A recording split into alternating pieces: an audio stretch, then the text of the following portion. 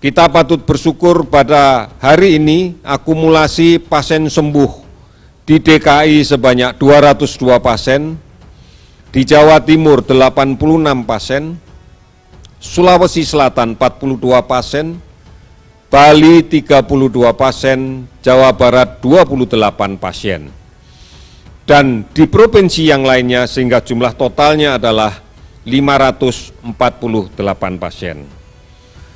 Bahwa laboratorium yang saat ini sudah melaksanakan full kegiatannya untuk melakukan pemeriksaan sudah lebih dari 32 lab. Yang lainnya dalam waktu dekat setelah dilakukan setting dan kemudian melengkapi sebagian peralatannya akan segera bisa beroperasi. Ini kalau masih ada yang main-main, saya gigit sendiri. Sudah mulai ngerti ya, oh di sini saya sudah mulai ngerti, oh di sini saya sudah mulai ngerti. Kalau masih ada yang main-main, sekali lagi, yang gigit saya sendiri. Lewat cara saya.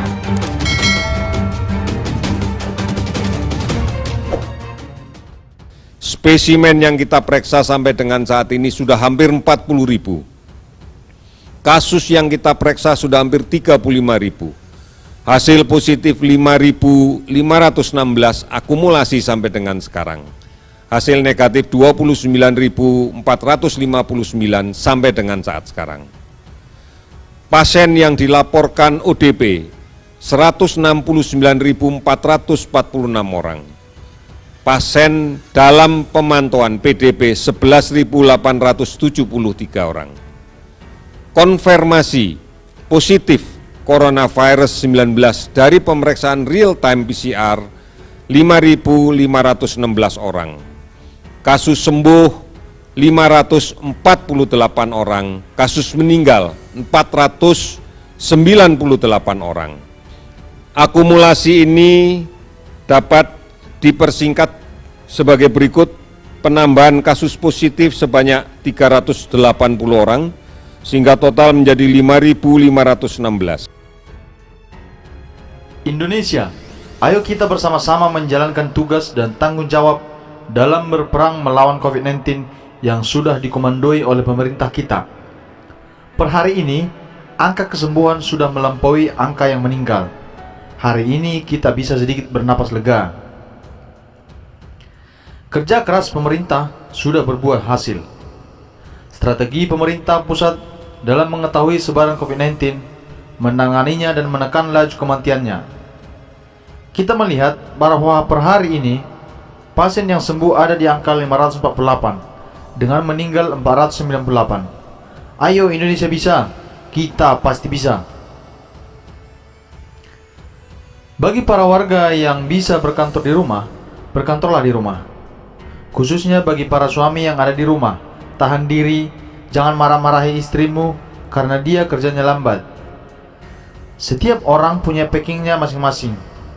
Saya tahu beberapa keluarga juga sudah mulai retak hubungannya karena terus-menerus bertengkar tidak berhenti. Untuk suami, tahan dirimu, kendalikan emosimu. Istrimu tidak tentu harus bekerja sesuai dengan keinginanmu. Untuk para istri, tenanglah. Uang suamimu memang terbatas. Mungkin keluarga harus ikat pinggang agar tidak cepat merasa lapar. Apalagi kalian yang ada di Jakarta, gubernur kalian, Anies, sudah berikan bantuan. Tagih saja ke balai kota kalau belum. Kita bersyukur kepada Jokowi yang sudah menjadi panglima terdepan melawan COVID-19. Selama ini, kita tahu bahwa berperangan melawan COVID ini agak sulit. Orang biasanya berperang keluar rumah, tapi ini di dalam rumah. Bentuk PSBB yang sudah dijalankan akhirnya berhasil menekan jumlah kematian, terus menekan relatif terhadap orang yang sembuh. Kita harus optimis, sembari terus waspada. COVID-19 ini adalah virus yang mewabah dengan begitu cepat. Perlu strategi yang sangat baik dalam melawan COVID-19 ini. Apa saja strategi yang diberikan oleh pemerintah pusat lewat Jokowi, sehingga kita bisa melihat angka yang optimis ini? Pertama, Jokowi melaksanakan PSBB, bukan lockdown. Lockdown bisa berujung ricuh, Sedangkan PSBB ini membatasi interaksi sosial. Memang ada yang harus dikorbankan, yakni ekonomi. Ekonomi dikorbankan tapi tidak dimatikan. Kalau lockdown, seluruh interaksi perekonomian otomatis mati, berpotensi rusuh dan merusak tatanan sosial. Bahkan di India sudah ada kejadian yang paling mencengangkan, yakni seorang ibu membuang 5 anaknya ke sungai karena kelaparan. Ternyata mati bukan corona, tapi karena kelaparan. Ini yang dihindari Jokowi. PSBB adalah strategi mantap yang bisa dikerjakan. Kedua, Jokowi membuka Wisma Atlet untuk menjadi temporary shelter bagi para PDP gejala ringan. Mereka diminta untuk aktif datang ke sana, melakukan pemulihan dan meningkatkan imunitas. Mereka menjalankan karantina di sana. Virus ini memiliki waktu inkubasi yang bisa dianggap sangat lama, yakni 2 minggu alias 14 hari. Maka diam di rumah selama 14 hari adalah cara terbaik untuk memastikan virus ini selesai di kita. Memutus mata rantai COVID-19 lewat fasilitas Wisma Atlet. Beberapa gedung berkapasitas ribuan orang sudah aktif. Mereka setiap hari diberikan nasi kotak, multivitamin, dan berbagai suplemen untuk mempercepat pemulihan. Ketiga, Jokowi memerintahkan jajaran bawahannya untuk serius menghadapi wabah ini.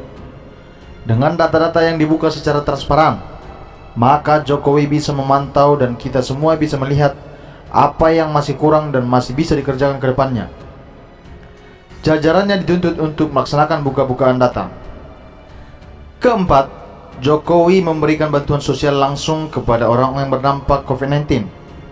Jokowi bagi-bagi sembako untuk ojek online dan memberikan kartu prakerja yang nilai tunainya bisa dijadikan sarana pelatihan agar bisa menghasilkan uang. Bantuan 600.000 per KK sudah sangat menolong per bulan.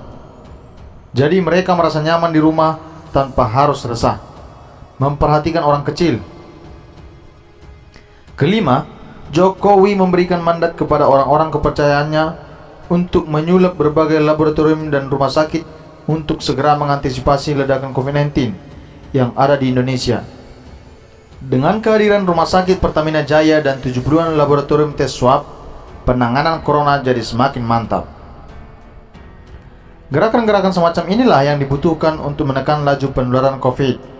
Sampai sekarang, tren memang masih naik, tapi saya cukup optimis bahwa Jokowi bisa melakukan flattening the curve agar tingkat kenaikan pasien positif COVID-19 bisa segera ditekan. Terima kasih Pak Jokowi. Terima kasih Indonesia. Kalian hebat. Bertahanlah sebentar. Jika harus keluar rumah, pakailah masker. Banyak yang mengalami kesulitan dan kita harus sama-sama berjuang. Pastikan semua distribusi bantuan berjalan dan menetes sampai ke bawah.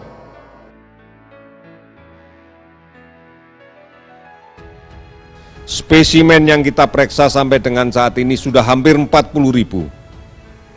Kasus yang kita periksa sudah hampir 35.000.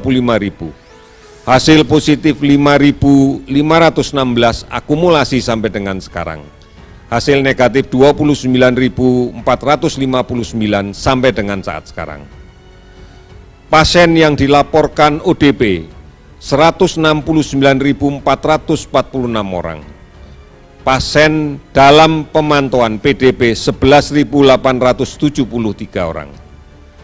Konfirmasi positif coronavirus 19 dari pemeriksaan real-time PCR 5.516 orang.